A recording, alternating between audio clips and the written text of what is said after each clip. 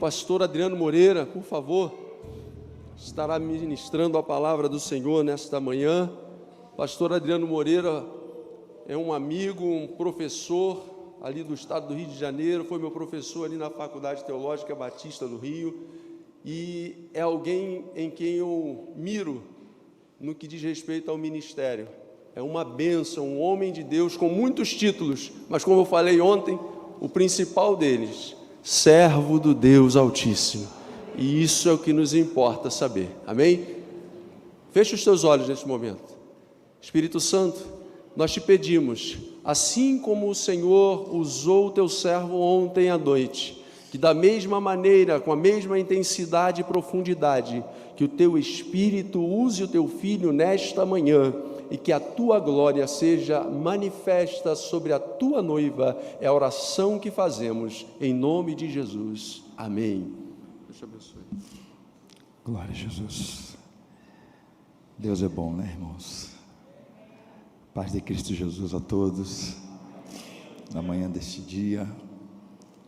E quando Deus está falando ao nosso coração, quando Deus está ministrando a nossa alma, e eu sempre presto muita atenção naquilo que nós estamos cantando, as letras do que nós cantamos são mensagens para o nosso coração, e Deus já tem falado conosco nesta manhã, e eu louvo a Deus por isso. Mais uma vez a gratidão ao Senhor por estar nesta casa, pelo líder principal desta casa nos permitir estar aqui nessa tribuna, convite do amigo, pastor Emerson também, e eu espero que essa seja uma manhã em que o Senhor continue falando ao seu coração. E eu quero ler um texto que é Efésios capítulo 4, verso 11. Eu quero começar lendo esse texto, porque essa manhã nós vamos trabalhar a temática da importância e do propósito dos dons espirituais para a igreja. E é basicamente uma continuação do que começamos falando ontem, dentro dessa temática principal sobre despertar o dom de Deus que há em ti. Mas eu quero ler Efésios capítulo 4 e o versículo 11, 12 e 13, porque esse texto vai falar um pouquinho, só nesses versos aqui nós já teríamos a resposta sobre a importância e sobre o propósito dos dons espirituais. Diz-nos assim a palavra do Senhor: e Ele mesmo concedeu uns para apóstolos, outros para profetas, outros para evangelistas e outros para pastores e mestres, com vistas ao aperfeiçoamento dos santos, para o desempenho do serviço, para a edificação do corpo de Cristo, até que todos cheguemos à unidade da fé e do pleno conhecimento do Filho de Deus, ao estado de pessoa madura, à medida da estatura da plenitude de Cristo, para que não mais sejamos como crianças, arrastados pelas ondas e levadas de um lado para o outro, por qualquer vento de doutrina, pela artimanha das pessoas, pela astúcia com que induzem ao erro. Eu queria começar porque, se você prestou atenção muito no que cantamos aqui, uma das coisas que se repetiu em muitas das letras é servir. Deus nos tem chamado para o serviço, Deus nos tem chamado para servir. Esse é, antes de qualquer coisa, o grande chamado do Evangelho, é o grande chamado de Deus para nós, é o grande chamado de Deus para a nossa vida. Mas eu quero chamar a sua atenção para essa palavra, porque nela há 3 verbos. Quando nós falamos de servir, primeiro, a gente precisa entender o ser, S-E-R, ser. Não há como servir sem antes ser, porque Deus, quando está falando de serviço, quando Deus está falando de servi-lo, quando o reino de Deus te chama para o serviço, você primeiro precisa ser o que Deus quer que seja. Você precisa ser a nova criatura nele. Você precisa ser o que ele tem propositado e planejado que você seja. Então tudo começa com o ser. Não tem como ser antes disso qualquer outra coisa, não tem como ser diferente. Mas você também pode pegar a palavra servir, e aí vem as outras 3 letras, ser, vir. Quando você pega o vir, é um convite. Não há como ser sem antes ter esse encontro com Ele, porque só Ele transforma você, só Ele transforma a sua natureza, só Ele tem o poder, a graça e a capacidade de te transformar. Por isso que quando nós falamos dos discípulos de Jesus, nós falamos daqueles que Jesus chamaram para estar com Ele. Jesus os chama para, vinde a mim. Então, servir é ser, mas servir é vir. Tem que vir a Ele que chama, tem que se encontrar com Ele que convoca, tem que estar com Ele que é o seu instrutor, o seu discipulador, tem que estar com Ele, porque é nessa intimidade com Ele que você vai ter a capacidade de servir. Mas você falou assim, pastor, você não falou 3? Sim, as 2 últimas letras, ir. Quando nós falamos de servir, primeiro ser, quando nós falamos de servir, é vir. Mas quando falamos de servir, é ir. O ir é exatamente essa capacidade que Deus te deu, é exatamente este dom que o Senhor lhe concedeu para que você vá ao encontro de gente, de vidas, de pessoas, de situações, para exercer a vocação que o Senhor lhe deu. Por isso que Deus nos chamou para servir. E não pode ser diferente. Mas eu quero chamar a sua atenção, pode passar aí, meu santo. Quando nós falamos dessa importância dos dons espirituais e o propósito, primeira coisa que eu quero chamar a tua atenção é que os dons espirituais, eles pertencem ao corpo da igreja de Cristo Jesus para a sua edificação. Não sei se você há de se lembrar que ontem falamos que dom é na vida. Dom, antes de qualquer coisa, a gente não pode pensar que está preso a 4 paredes ou apenas ao contexto da eclésia ou da igreja. É na vida, em qualquer lugar que você esteja, você será instrumento de Deus. Porém, os dons começam e devem começar a partir da eclésia, a partir da igreja. Porque é para a edificação da igreja que Deus nos concede os dons que nos concede, os dons que nos dá. Por isso que Paulo vai dizer exatamente isso. 1 Coríntios capítulo 14, verso 12, é um dos textos que ele vai dizer que esses dons que Deus nos dá é exatamente para a edificação do corpo de Cristo. Porque ninguém vai fazer sozinho, ninguém consegue edificar sozinho, ninguém consegue trabalhar sozinho. E aí um dos testemunhos, porque eu presto atenção em tudo, porque culto é tudo. Um dos testemunhos que a irmã estava dizendo, olha, e me ajudaram, foram instrumento de Deus para curar. Então, quando você aperta a mão de alguém, cura. Quando você abraça alguém, cura. Quando você diz que vou sentir a sua falta, cura.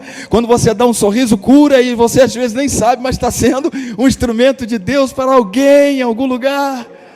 Isso é maravilhoso. Eu tive um testemunho certa feita que fui pregar em um lugar e quase sempre aquele convite antecipado, 1 mês, 2 meses, a gente preparou aquela palavra, pregamos quase 1 hora, e aí, no final, e aquela recepção assim, não muito bem receptiva, talvez, não sei, mas aí eu falei, meu Deus, eu acho que não preguei nada do que o Senhor colocou no coração, Senhor, tem misericórdia aí.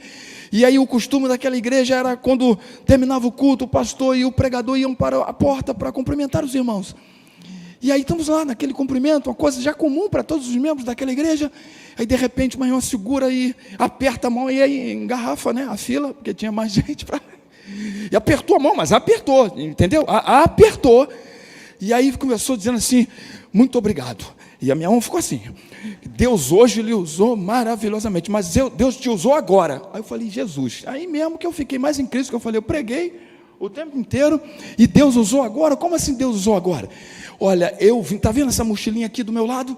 E eu olhei, sim senhora, que era uma irmã. Eu disse assim, eu hoje saí angustiada de casa. E eu disse, se o Senhor não me fizesse entender que Tu és o meu Pai, que Tu és o meu Deus, eu vou embora daqui mesmo, não vou voltar para casa, eu vou pegar qualquer condução, eu vou saindo até sei lá para onde, não sei. Mas agora que o Senhor está aqui apertando a minha mão, eu estou entendendo que Deus me ama. Eu falei, Jesus, agora eu fiquei mais confuso ainda, Senhor.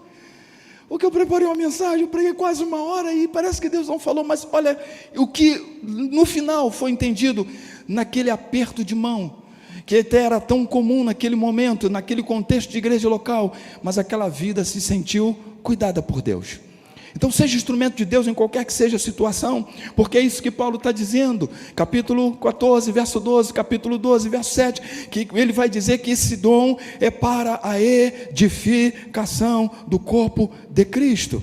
Mas a segunda coisa, ele também vai nos dizer, lá em Romanos capítulo 12, verso 6, que os dons são para serem usados. Preste atenção nisso, porque haverá de Deus aquela prestação de contas que Ele vai pedir pelo dom que você tem, pelo dom que Ele te deu, porque você precisa usar. É isso que a gente também vai dizer que é cobrado. Em que sentido? Porque você precisa granjear, você precisa frutificar no dom de Deus para a tua vida. Não pode ser diferente. Você tem que ser esse instrumento de Deus em qualquer contexto em que você esteja.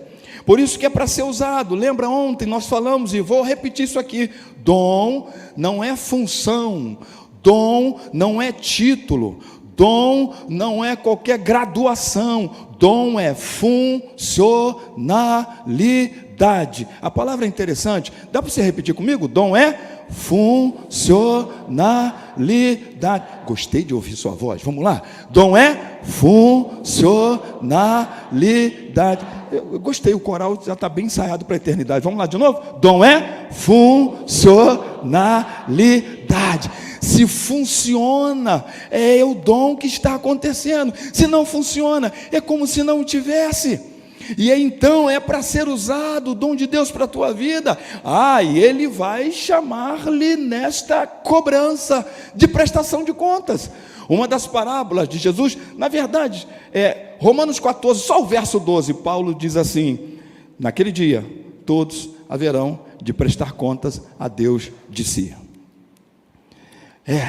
Aí alguém diz assim: mas e o pastor? E o líder? E o apóstolo? Não vai prestar conta da igreja? Sim, mas de que jeito? Você pregou, meu servo? Preguei. Você orou, meu servo? Orei. Você visitou, meu servo? Visitei. Você auxiliou, meu servo? Auxiliei. Você aconselhou? Aconselhei. Você tentou levantar? Tentei, Senhor. Ok. Aí depois Deus chama você. Por que tu não ouviu o conselho? Por que você não se deixou ser levantado? Por que você não deixou ser ajudado? Por quê? Porque o que é cobrado de nós líderes, nós os pastores aqui também presentes, é se nós exercemos o ministério que Deus nos deu, com dedicação e cuidado, sim, mas você e eu também vamos ser cobrados se a gente de alguma forma atendemos ao chamado de Deus ou não. E é isso que Paulo vai dizer. E Jesus, numa das parábolas, que é Mateus 25, verso 14 a 30, é a parábola dos talentos. E aí ele vem a um dá 5, vem a outro dá 2, vem a outro e dá 1.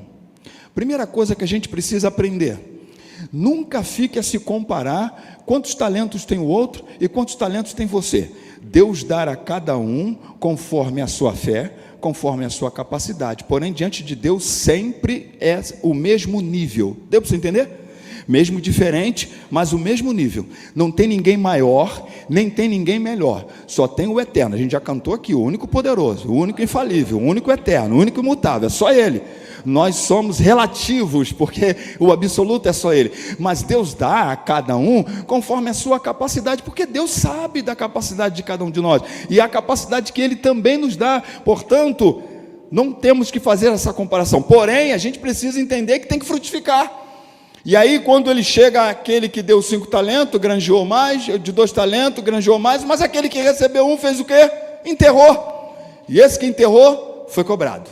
Esse que enterrou, Deus disse: não era isso. Você deveria ter de alguma forma granjeado esse dom, granjeado aquilo que foi dado, aquilo que foi colocado nas suas mãos para fazer. Então, portanto, você e eu precisamos entender que de uma forma ou de outra, eu e você temos que frutificar e granjear no reino de Deus, para a glória de Deus. Mas tem uma coisa, pode passar, meu santo, é que eu e você temos que tomar cuidado. A gente precisa fazer a grande diferença entre dons e fruto do Espírito. Dons, plural, falamos ontem, são as capacitações que Deus nos dá, talentos que Deus nos dá. Aquilo que de alguma forma pode ser natural em nós, ou então a gente buscou e Deus também deu, ou então naturalmente Deus já nos concedeu, sem que a gente tivesse sido nem consultado para tal coisa, Deus deu, entregou. mas o fruto é fruto, sempre no singular. Não existe frutos, em versão nenhuma, em tradução nenhuma. Gálatas 5:22, fruto. E lá nesse fruto tem 9 virtudes, que significa dizer que se o fruto está presente, se o Espírito está em mim, eu tenho o fruto do Espírito, porque essa é a consequência. E se eu tenho o fruto do Espírito, as sementinhas estão lá. Tem algumas sementes que elas são mais grossas. Eu sempre gosto de fazer essa comparação para a gente entender. Às vezes você pega aquela laranja para chupar a laranja, e aí de repente tem lá aquele caroço desse tamanho, assim, que se depender, aí alguém tem que vir com a mão ungida para desafogar o sujeito. Mas às vezes parece que tem aquele caroço que é interessante, parece que alguém foi lá, tirou o caroço de dentro da laranja, passou com aquele ferro antigo, passou e botou o caroço lá de novo, mas ele está lá. Então existe dessas 9 virtudes, algumas que em você está mais exercitada, mais visível, e outras não tão quanto, mas estão lá, porque é fruto do Espírito.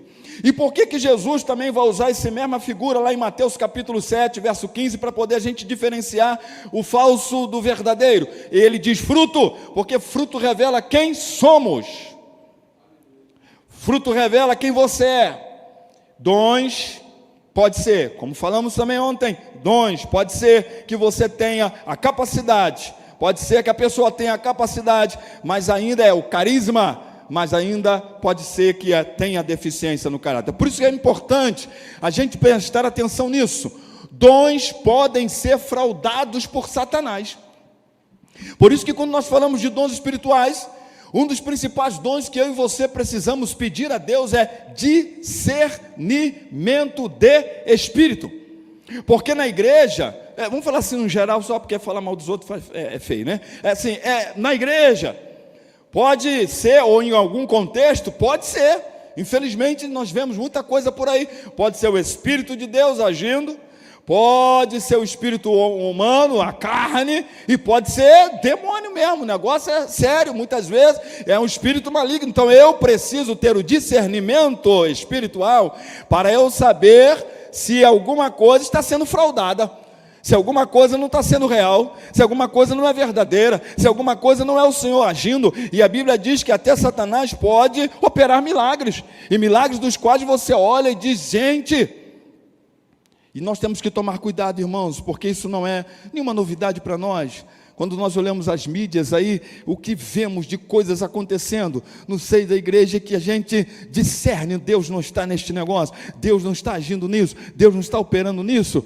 E aí, é isso que ele está dizendo. Primeiro, a gente tem que tomar cuidado com o perigo. O que Paulo vai dizer em Filipenses capítulo 3, versos 18 e 19, que esses falsos líderes, eles são aqueles que estão olhando para o seu próprio ventre, mas existe já um momento de chamada de Deus, data de validade para essa gente. Olha, uma coisa que eu sempre digo, tomemos muito cuidado, às vezes eu falo isso muito com alunos em sala de aula, Deus, e isso Jesus disse, que haveria mais misericórdia para Sodoma e Gomorra, a comparação, do que para esses que estão falsificando a fé. Porque os que falsificam a fé estão usando o nome de quem? Dele. E aí, quando está usando o nome dele, quem está lá na ignorância da fé, entrega-se. Entrega tudo, apóstolo, pastor Hermes, entrega tudo, e porque está se falando no nome dele, está se dizendo que é ele, está se lendo um versículo da palavra dele, então isso é mais sério. Por isso que eu e você temos que ter esse temor e esse tremor quando nós estamos, seja o cantar, seja o pregar, seja o aconselhar, seja o discipular, no nome dele. Porque aí você e eu vamos prestar contas a ele, não a mais ninguém. E aí o juízo é maior, e é isso que Paulo vai dizer aqui em Filipenses 3, que os falsificadores dos dons espirituais, os falsificadores da palavra, aqueles que estão enganando o povo de Deus, eles já têm os dias contados. Eu sempre oro para que eu chamo de rolo compressor da graça. Já viu aqueles desenho do pica-pau que passa aquela, né? Rolo compressor da graça. O rolo compressor da graça é o rolo que, está na letra, salva-me de mim. Eu presto atenção em tudo, tá? Eu fico ligado nessa mensagem. Salva-me de mim. Tem hora que Deus tem que salvar você de você. Que eu acho que às vezes até o inimigo já disse, já está perdido mesmo, então nem eu mais consigo mais nada. Aí Deus vem, tem que salvar você de você. E às vezes para Deus salvar você de você, tem que ser um rolo compressor da graça. Ou o liquidificador divino, triturar você todinho. E aí eu costumo dizer que naquele dia, você tem que ouvir, vinde, bendito do meu Pai. Alguns vai talvez ouvir assim, vinde, trituradinho do meu Pai. Vinde, esmiuçadinho do meu Pai. Por quê? Porque às vezes, eu e você, para sermos salvos até de nós mesmos, nós precisamos desse encontro. Atos capítulo 5 é aquela história do Ananias e Safira. A história do Ananias e Safira de alguém que estava quebrando o espírito da generosidade no seio da igreja, alguém que estava quebrando aquilo que era comunhão na igreja, não tinha nem nada a ver exatamente com o dar ou não dar, o ofertar ou não ofertar, mas o que estava se quebrando naquele contexto.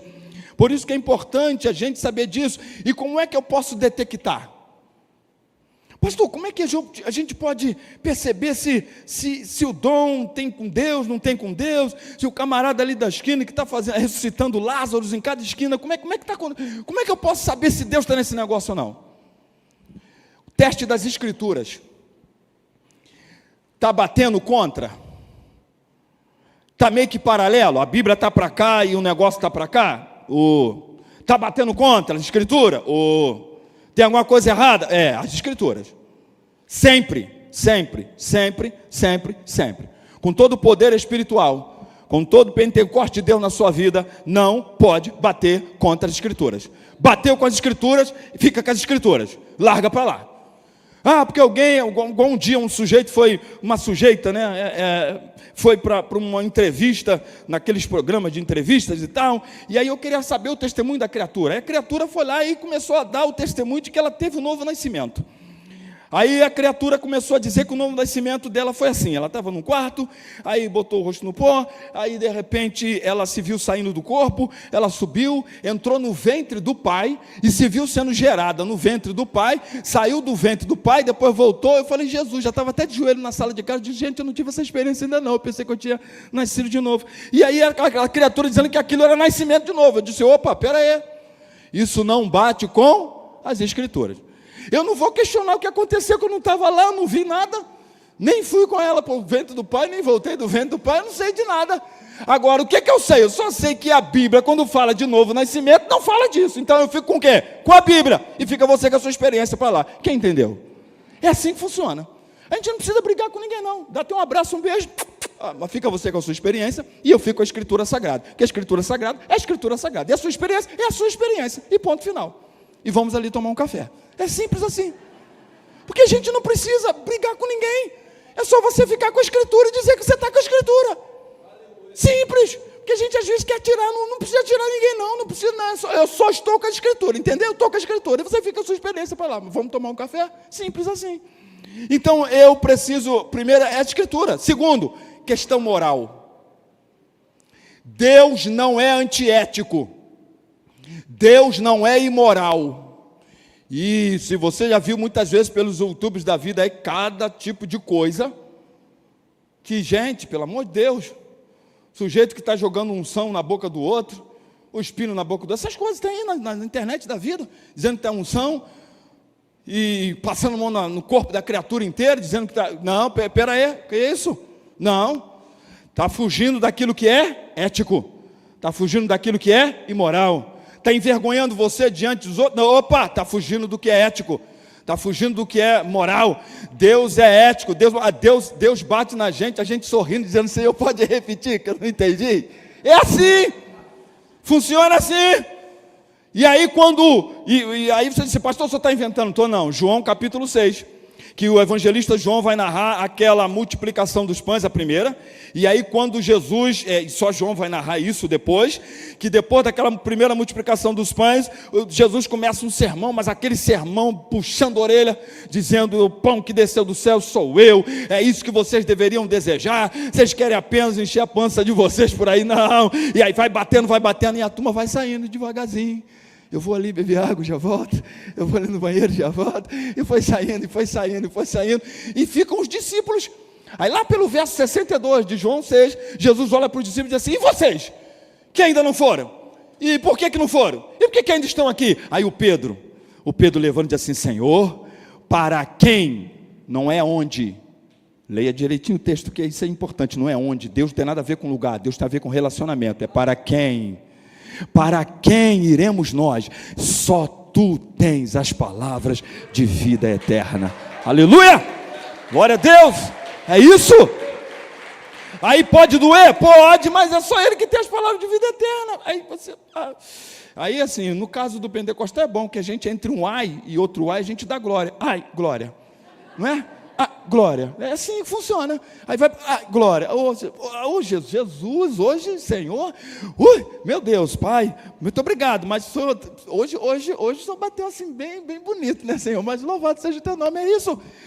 Tem que aplicar essa questão. Terceiro, todo dom espiritual, não se esqueça disso. Dom espiritual não é para promover você. Quem é você? Ninguém! Quem é que fala com você aqui hoje? Ninguém! Se não lembrar do meu nome, não tem problema nenhum. Aquele cara que passou por aí, aquele cara. Não interessa, mas se você estiver prestando atenção na Escritura, é isso que interessa. É isso que importa.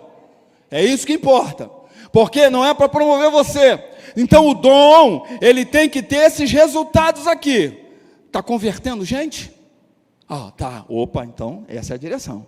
Tá edificando gente? Opa, então essa é a direção. Tá restaurando, reconciliando gente? Opa. Porque se o dom só está promovendo você, tem alguma coisa errada. Se o dom só está promovendo sei lá o quê, tem alguma coisa errada. Se o dom não está tendo esse fruto, que é o fruto do Evangelho, para que o dom? Não é essa a nossa temática, a importância e o propósito? O propósito é esse.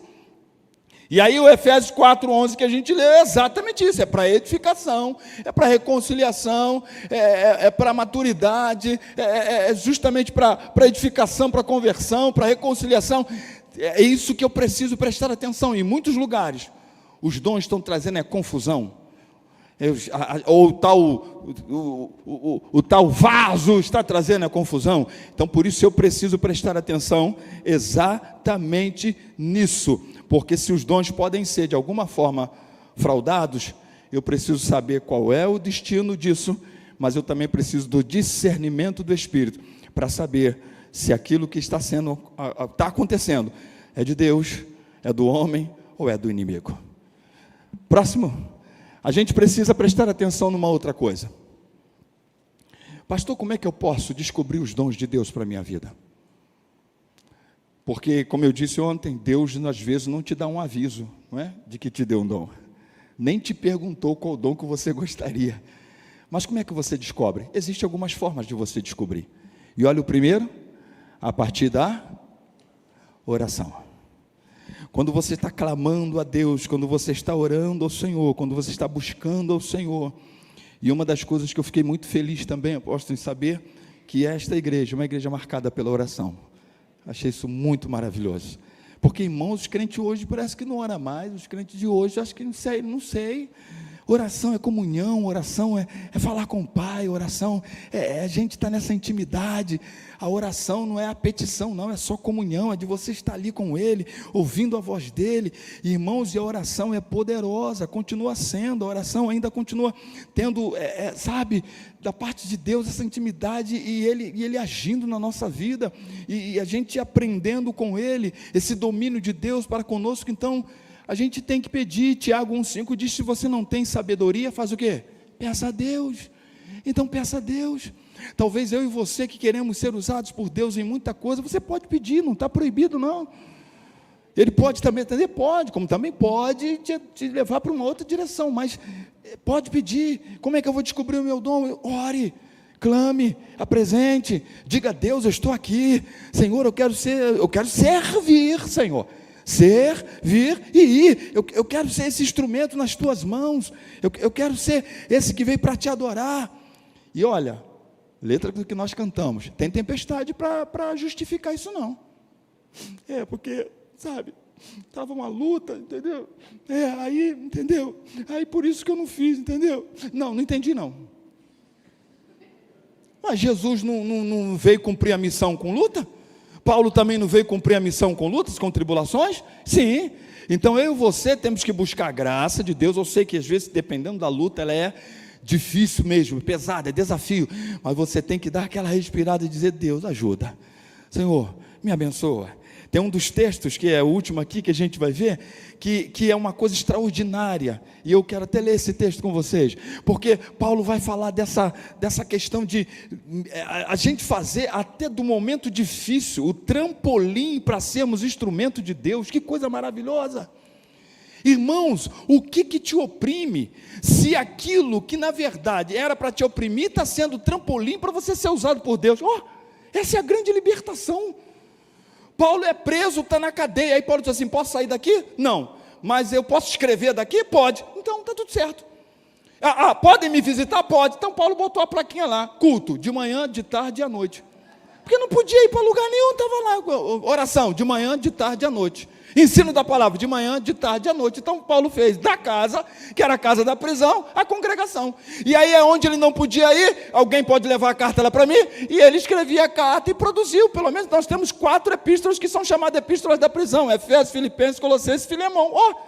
Então eu e você, quando nós alcançamos essa libertação de que nada pode nos oprimir, nada pode nos impedir, nada pode nos fazer retroceder, nada pode nos vincar em alguma situação, a luta se torna trampolim de você ser usado por Deus onde quer que esteja.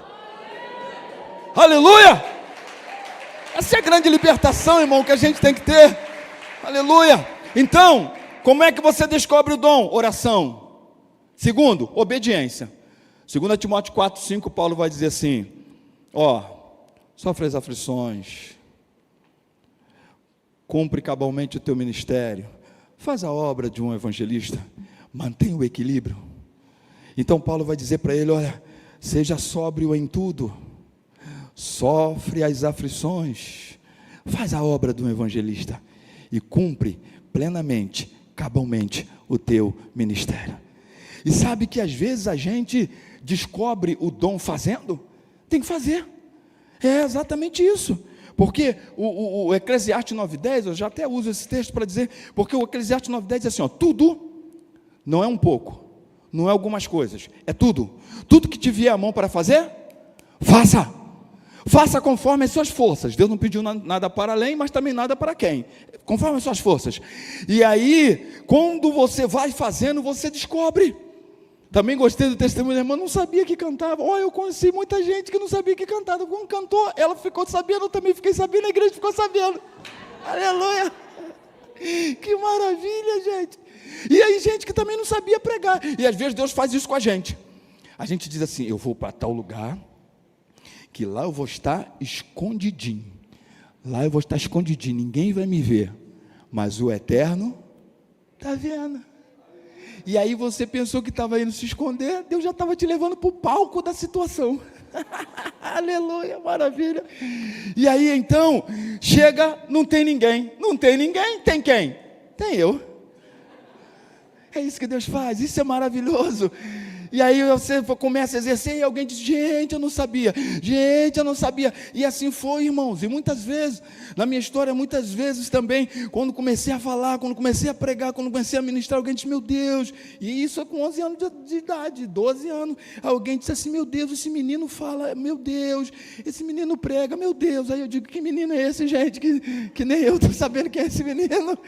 Porque Deus coloca a gente justamente dentro dessa questão, a oração, obediência, mas a necessidade. Foi a história desse casal, talvez a sua necessidade. Deus coloca você num lugar onde não tem jeito, é você. Aí você não tem mais como fugir, e Deus vai mostrando o quanto o dom dele está na sua vida, para ser um dom a ser exercido. Mas eu quero te dizer uma coisa, e isso eu quero ler com você, porque o 2 Coríntios capítulo 1, verso 3 e verso 7, pela experiência. Por que eu quero enfatizar isso? Porque não há quem não tenha luta, não há quem não tenha desafio, não há quem não tenha problemas, não há quem não tenha já passado, ou está passando, ou passará. Enquanto nessa vida não tem jeito, por mais de Deus que você seja, lutas estão aí. problemas aparecem. A gente está nesse mundo, esse mundo é um mundo caído, não tem jeito, o pecado fez mudança nessa natureza do mundo e do homem, então não tem como. Aí você vai dizer, não, pastor, eu só posso exercer ministério na obra de Deus se eu estiver bem. Olha o que Paulo vai dizer, 2 Coríntios capítulo 1, verso 3 ao verso 7, ele diz assim: bendito seja o Deus e Pai de nosso Senhor Jesus Cristo, Pai de misericórdia, Deus de toda consolação.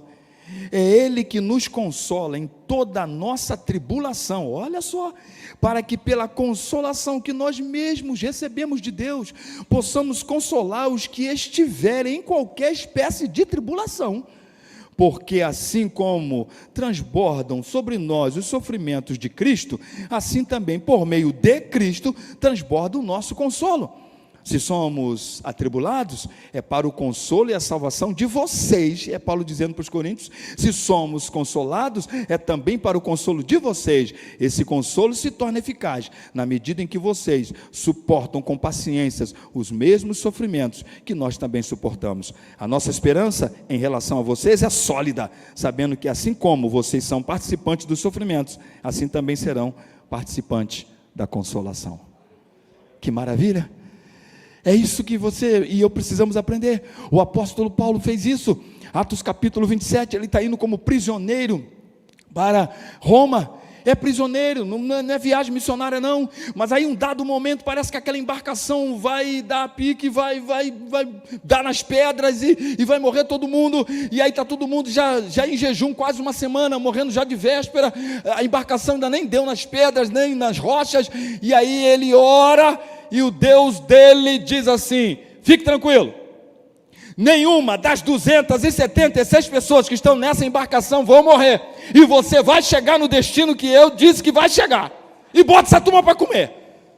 Aí ele amanhece assim: gente, vamos parar com esse jejum, vamos fazer uma alimentação forte e vamos comer.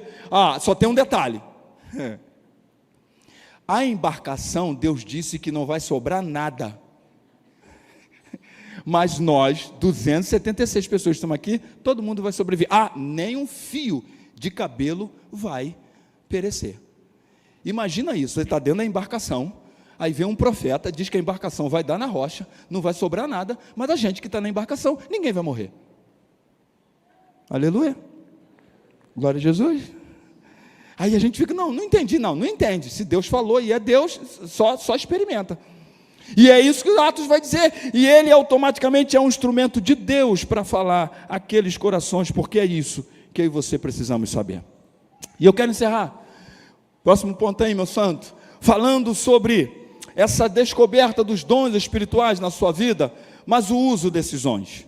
Algumas coisas que a gente não pode esquecer, para que Deus continue fazendo de você um instrumento onde quer que você esteja. E num dos testemunhos aqui, quando o jovem estava falando sobre, ainda não cheguei no nível das línguas estranhas. Não, o nível de língua estranha ninguém chegou. Permite administrar. Cadê o abençoado? Está por onde? Ali, está lá? Não tem nível. Deus é a graça. E a graça de Deus tem alcançado a sua vida também. E pode ser na hora que você menos esperar. Tomando banho. Pode ser. Na oração também pode ser. Não importa, porque é Deus que agracia, é Deus que usa, é Deus que trabalha, e ninguém aqui é merecedor de absolutamente nada. É a graça que alcança. E quando ela alcançar, e quando chegar, dá lugar mesmo, tá? Se for no banheiro, dá lugar mesmo. E deixa Deus trabalhar. E se for no culto, glória, dá lugar mesmo. E se for na bateria, vai ser um negócio bonito. Já pensou? Pai, está na bateria. E a língua estranha chegou aí. E vai ser um som até diferente, meu Jesus. Porque Deus é maravilhoso. Então, não esqueça disso aqui, eu fecho. Dons espirituais. Tem gente que não está ciente dos seus dons. Faz assim com a sua mãozinha direita, por favor. Porque é isso que está no capítulo 3, verso 11 de Êxodo. Quando Moisés está dizendo assim: Senhor, o que eu vou fazer? Aí Deus diz assim: o que tem nas mãos, Moisés? Aí Moisés dá uma olhada e diz assim: é um cajado, Senhor. Eu não sei o que tem nas suas mãos, mas Deus está dizendo: você sabe? Descobre aí o que está nas tuas mãos. Fecha assim. Guarda, é o que Deus tem para você, é o que Deus colocou nas suas mãos, e você toda vez que estiver diante de um mar vermelho, opa, peraí, é isso aqui que eu tenho nas mãos. O que um cajado pode resolver diante de um mar? É só ler a história. Humanamente falando, não tem sentido nenhum. O cara está orando porque tem que atravessar um mar, e Deus não apresenta nem um navio, nem uma embarcação, não apresenta um helicóptero, não apresenta nada. Diz assim: o que você tem na mão? Eu tenho um cajado. Senhor, não entendi. Entendeu sim, faz o seguinte: o que você tem na mão? Um cajado, toca na água. Simples assim, tá? Porque Deus não tem lógica humana não, Deus só tem milagre, aí você só tem que obedecer e você vai ver o resultado. Segundo, tem gente retendo. Deixa eu te enxergar direito. Retém não, segura não é teu, você não tem direito não, Ele te agraciou, e já é graça, então já agradece, e seja útil. Não retém os dons de Deus na sua vida, porque o puxãozinho de orelha de Deus pode chegar. Tem gente usando mal os dons, é o que a gente já tocou aqui nesse assunto. Ali é o caso de Balaão. Balaão foi um profeta comprável e vendível, um profeta que ficou interessado no que estava oferecendo, porque Deus já havia dito a ele que aquele povo não podia ser amaldiçoado, já era um povo abençoado. Mas aí vem o Balaque e diz assim: faz o seguinte, vamos aqui no monte aqui, vamos fazer uma outra oferta aqui, e aí, deixa eu investir no teu ministério, rapaz, meus 2 dedos coçando, deixa eu investir no teu ministério, rapaz, tá? Aí o Balaão vai: não, tudo bem, vamos lá. Deu certo? Não deu certo, porque Deus já tinha dito que não ia dar certo. Aí o Balaque faz o quê? Vamos para outro monte, deixa eu continuar investindo. Rapaz, sinto que você é de Deus e tal. Não use mal os dons. Lembra? Os dons têm que ter conversão, os dons têm que ter edificação, os dons têm que ter reconciliação, os dons têm que trazer graça de Deus, os dons têm que trazer cura, os dons têm que trazer restauração, os dons têm que ser bênção de Deus na vida de quem quer que seja que Deus esteja te usando. Você precisa descobrir, e essas vezes da descoberta, a gente também já falou pela oração, muitas vezes pela obediência, pela experiência, mas aquele texto ali é o texto onde Deus está orientando Moisés quem seria o seu sucessor. E deixa eu ler esse texto porque é uma coisa importante, estamos terminando. Números capítulo 27, porque alguém diz assim: Deus vai avivar a igreja, Deus vai levantar muita gente, Deus vai fazer muita coisa. Sim, vai, mas olha um detalhe que você precisa prestar atenção. Quando a gente olha a história da igreja, e na história da igreja, quando você vê muitos avivamentos que aconteceram, avivamentos que marcaram a história da igreja, começou com quantos? Olha aqui para o meu dedinho, começou com quantos? Com quantos? Com um. Você lembra de Ezequiel 22:30, quando Deus está dizendo assim: procurei um homem, só um homem, para tapar a brecha no muro, entre eu e meu povo. E aí, é claro, o versículo termina de modo triste, que Deus está dizendo: não achei. Mas olha só, esse texto aqui, de Números 27, verso 16, é quando Deus está dizendo para Moisés que ele vai partir, e quem vai suceder. Aí Moisés diz assim, deixa eu ler o 15, então Moisés disse ao Senhor, que o Senhor, autor e conservador de toda a vida, ponha quantos? Um homem sobre esta congregação, que saia diante deles, e que entre diante deles, que os faça sair, e que os faça entrar, para que a congregação do Senhor não seja como ovelhas que não têm pastor. Deixa eu fechar isso aqui. Todos nós precisamos ter coração pastoral. O que é isso, pastor? Não estou falando da ordenação do obreiro, do ministro, estou falando de coração pastoral. Porque quando eu toco, quando eu prego, quando eu estou usando a mídia, quando eu estou usando o instrumento, quando eu estou ali na recepção, eu estou lidando com gente.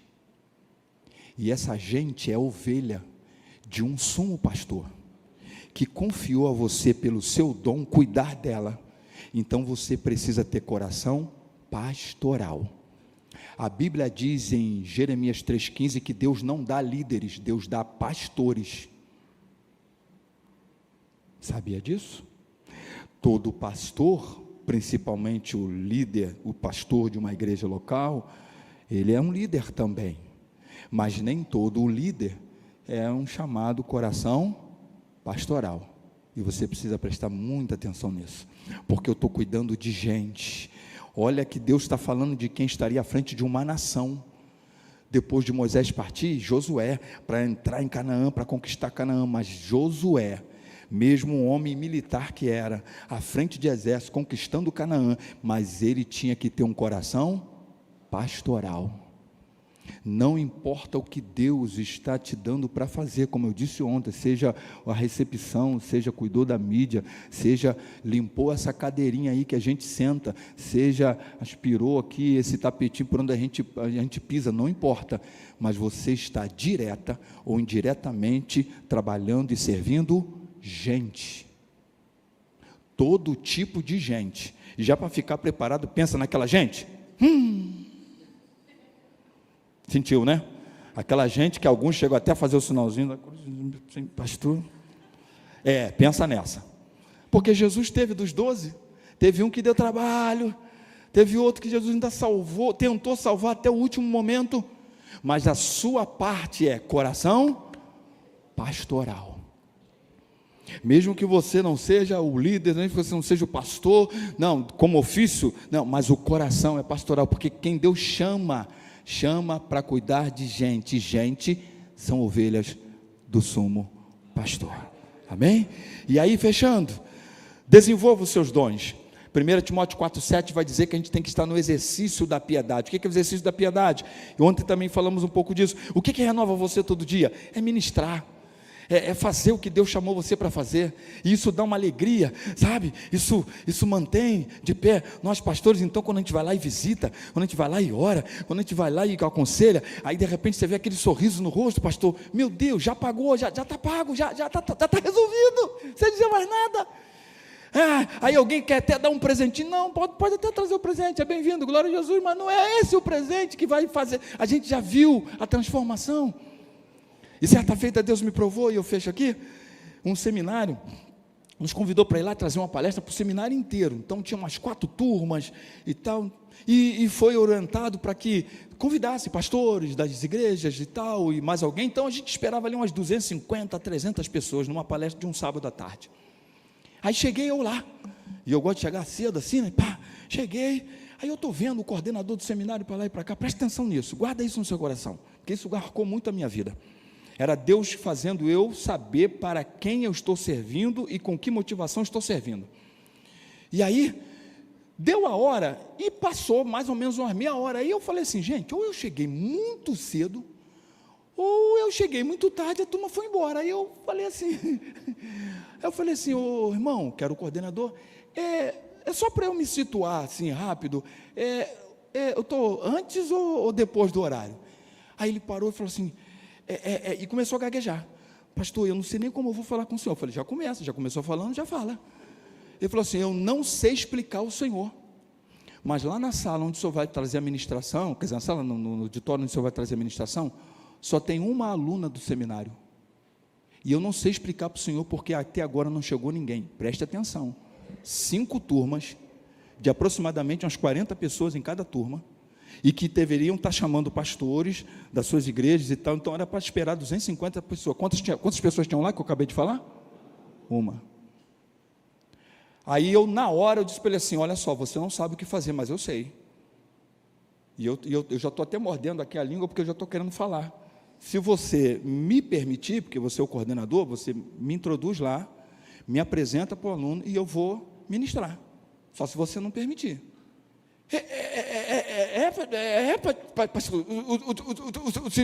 O senhor, falei, não gagueja não, fala rápido. O senhor ministra, meu filho, foi para isso que eu vim. Aí ele me colocou lá na sala, né, no auditório. Aí eu cumprimentei, aí ele apresentou assim, e ele ficou tão assim que acho que ele deve ter ido para a rua do seminário dizendo, gente, entra lá.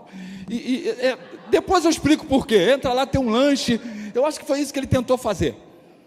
Você acredita que eu ministrei 1 hora e 10 minutos para quantas pessoas? Quantas pessoas? 1. E eu disse para a pessoa assim, olha só, eu acho que a caravana furou o pneu, estão trocando o pneu lá do ônibus, deve estar chegando em quase 1000, mas olha só para a gente não perder tempo, eu vou continuar ministrando. Olha só, eu vou ministrar aqui como se eu estivesse já ministrando para os 1000, então se eu falar mais alto, e aí tinha um quadro atrás, se eu bater no quadro assim, é isso aí mesmo, eu estou treinando que os 1000 está chegando. E a irmã anotava, e eu, versículo tal, ela anotando, e eu, 1h10. O ministrado naquele dia foi quem? Eu. Porque Deus estava dizendo para mim assim: não é para a sua glória, é para a minha glória. E naquele dia Deus só chamou uma pessoa para eu ministrar. E eu tive que entender esse negócio. Aí quando terminou, eu falei para o coordenador, que ele ficou tão assim, perdido, que eu falei assim: rapaz, quando é que eu volto? Você vai me convidar de novo? Vou perder até a ética aqui, eu gostei tanto de ministrar aqui, você vai me... E se você não me convidar, eu apareço, um belo dia de aula assim, eu apareço, sabe? Pô, estou com um versículo aqui para deixar para meditação, e etc. Porque é isso que Deus está fazendo conosco. Então preste atenção: se não te olharem, quem te chamou está te vendo. Se não anotarem, quem te chamou já anotou. E se não te recompensarem, quem te chamou já tem a sua recompensa no tempo certo. E quando você ministra a alguém, precisa saber a quem você está ministrando. Isso é algo extraordinário. Deus decidiu ser amado através do outro. Isso já acontece nessa igreja, porque eu sei que já acontece nessa igreja. Então você não tem essa linha direta. Lembra, talvez são os mais antigos aqui, lembra da época de telefonista? Você, para poder ligar para alguém, tem que ligar para telefonista. Aí diz assim: ó, eu quero ligar, eu quero falar com não sei quem. E aí é assim, Deus não tem essa linha direta do amor, tem que amar a partir de alguém. Então quando você estiver fazendo para o Joãozinho, para a Mariazinha, ou para o Ambrósio, que eu sempre falo Ambrósio, porque acho que em lugar nenhum tem o nome de Ambrósio, creio eu, você não está fazendo para ele, você está fazendo para o Senhor. Se ele te agradecer, é bom. Se ele não te agradecer, tem problema nenhum. Se ele te reconhecer, é muito bom. Mas se ele também não te reconhecer, tem problema nenhum. Você sabe para quem você está fazendo. Teu coração não fica magoado, teu coração não fica entristecido. O que é que você faz? Deixa o Ambrósio daqui, vem para o Ambrosino de cá. Fazer a mesma coisa, tem problema nenhum. Porque você sabe para quem você está fazendo. Se reconheceu, se não reconheceu, também não tem problema nenhum. Tu sai daqui, vem para cá e continua fazendo, porque você sabe para quem você está fazendo. E esse para quem você está fazendo vai ter recompensa para você, para a glória do Senhor. Por isso, meus irmãos, use os seus dons, desenvolva, mas use os seus dons. João 5,17 é o Jesus, nosso Jesus, dizendo: o Pai trabalha até agora, e eu trabalho também. Se o nosso eterno Deus está trabalhando, por que você não? Porque eu não? Porque nós não? Em nome de Jesus, eu quero encerrar fazendo uma oração nessa manhã, para que você coloque o seu coração diante de Deus. Eu não vou te chamar aqui à frente não, mesmo aí sentado. Se você puder orar, pastor, com todos sentados, pode? Você põe a mão no seu coração, curve a sua cabeça, e eu queria pedir que você colocasse, se existe mágoa aí, se existe como testemunho aqui que foi dado de alguém que ficou magoado, ficou entristecido, ficou travado diante de alguma situação que aconteceu, frustração, talvez uma palavra maldita, talvez uma palavra não muito bem colocada, e que tem travado você, que tem feito você ter uma baixa autoestima, que tem feito você entender que quem é você, afinal de contas, para fazer a vontade do Senhor. E eu quero orar com você nesta hora, mas eu gostaria que você colocasse dizendo: Senhor, tira isso, cura essa ferida, tira esse mal, me permite me enxergar, me permite com o teu olhar me ver, e ver o que o Senhor tem para a minha vida. Eu gostaria que nessa oração você orasse nessa direção. E se de repente não é você, mas é o esposo, é a esposa, é o filho, é a filha, é o pai, é a mãe, e você pode ser um intercessor nessa hora, e dizer: Senhor, desperta fulano, desperta cicrano, desperta, Senhor, tirando isso que está sendo um impedimento, isso que está impedindo a caminhada, está impedindo o desenvolvimento, está impedindo de descobrir esse dom, de desenvolver esse dom. Senhor Jesus, eu quero apresentar a tua igreja neste lugar, eu quero apresentar os teus servos neste lugar, e os que estão nos assistindo, Senhor, tu sabe onde, na casa onde estão, minhas ovelhas também ali, Senhor, que estão assistindo, Senhor, alcance nesta hora também, em o nome de Jesus. Se houver mágoa no coração, se houver, Senhor, ferida na alma, Senhor, se houver algum impedimento, alguma palavra que foi maldita, foi mal empregada, não sei, mas que está impedindo de sermos o que o Senhor nos tem chamado para ser, de exercermos o que o Senhor nos tem chamado para exercer, de fazermos o que o Senhor nos tem chamado a fazer. Deus, quebra isso hoje, quebra isso agora. Nós já cantamos que Tu és poderoso, nós já cantamos aqui que Tu abre o mar é para a gente atravessar. Nós já cantamos hoje aqui que Tu és o imutável, Tu és o infalível. Nós já cantamos aqui: livra-nos de mim, livra daquilo de mal que também está em mim. Senhor, tem misericórdia. Levanta esse Teu filho, levanta essa Tua filha, levanta esse Teu jovem, essa Tua jovem, esse Teu servo, essa Tua serva, esse adolescente, essa adolescente. Levanta, desperta, trabalha, opera. Levanta, Senhor, esse experiente da vida, este Senhor, esta senhora com tanta experiência na vida, com tantas coisas que já passou, que já viveu e que pode ser bênção no exercício do seu dom espiritual. Que o Teu nome seja glorificado e exaltado, que o Teu nome seja, Senhor, mais do que magnificado na vida de cada um de nós, para a glória do Teu nome nesta manhã, e que não seja só uma conferência, só um encontro, só mais uma programação na igreja local, mas seja verdadeiro encontro do Senhor conosco, para fazer esta igreja ser cada vez mais impactante, marcante e histórica no lugar onde está, nas congregações onde também estão, e o Teu nome ser exaltado para a glória do Senhor. É assim que oramos, em nome de Jesus, amém e amém. Se você pode, aplaude o Senhor, que toda a força da sua alma, em nome de Jesus.